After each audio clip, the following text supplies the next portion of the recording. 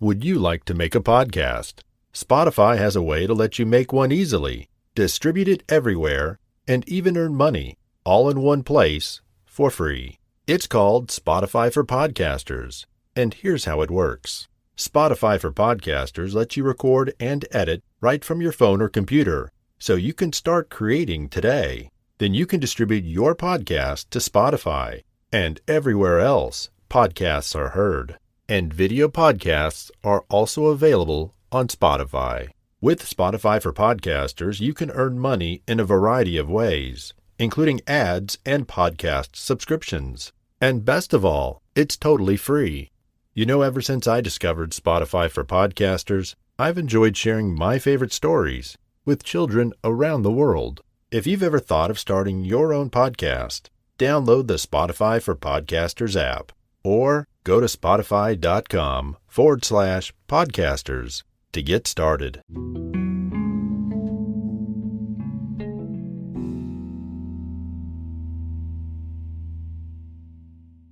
Giraffes Can't Dance by Giles Andreae.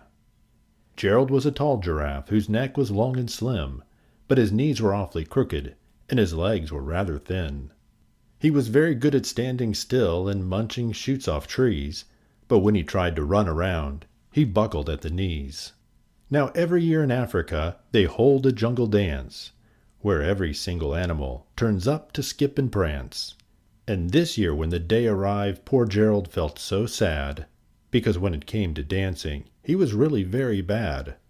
The warthogs started waltzing and the rhinos rock and rolled. The lions danced a tango that was elegant and bold. The chimps all did a cha-cha with a very Latin feel, and 8 baboons then teamed up for a splendid Scottish reel. Gerald swallowed bravely as he walked toward the floor, but the lions saw him coming and they soon began to roar. "Hey, look, it's clumsy Gerald," all the animals all sneered. "Giraffes can't dance, you silly fool, oh Gerald, you're so weird." Gerald simply froze up. He was rooted to the spot. "They're right," he thought, "I'm useless. Oh, I feel like such a clot." So he crept off the dance floor and started walking home. He'd never felt so sad before, so sad and so alone. Then he found a little clearing and looked up at the sky. "The moon can be so beautiful," he whispered with a sigh. "Excuse me," coughed a cricket who'd seen Gerald earlier on, "but sometimes when you're different, you just need a different song. Listen to the swaying grass, and listen to the trees. To me, the sweetest music are those branches in the breeze. So imagine that the lovely moon is playing just for you. Everything makes music if you really want it to." With that, the cricket smiled and picked up his violin. Then Gerald felt his body do the most amazing thing. His hooves had started shuffling, making circles on the ground. His neck was gently swaying, and his tail was swishing around. He threw his legs out sideways, and he swung them everywhere.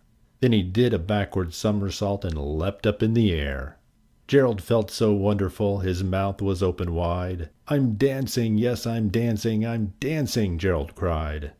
Then one by one each animal, who'd been there at the dance, arrived while Gerald boogied on, and watched him quite entranced. They shouted, "It's a miracle! We must be in a dream! Gerald's the best dancer that we've ever seen! How did you learn to dance like that? Please, Gerald, tell us how!"